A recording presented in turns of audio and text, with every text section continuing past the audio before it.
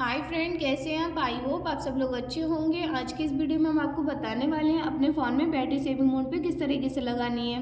बहुत easy step हैं जो आपको देखने हैं, फॉलो करने हैं। आइए गाइस वीडियो स्टार्ट करते हैं और आपको बताते हैं अपने फ़ोन में बैटरी सेविंग मोड पे किस तरीके से लगानी है। बैटरी सेविंग मोड पे लगाने के लिए हम सेटिंग में जाएंगे। सेटिंग में जाने के बाद हमें काफ़ी सारे ऑप्शन देखने को मिलेंगे। तो हमें एक ऑप्शन देखने को मिलेगा बैटरी, हम इस पर क्लिक करेंगे। इस पर क्लिक करने के बाद हमें काफ़ी सारे ऑप्शन देखने को मिलेंगे।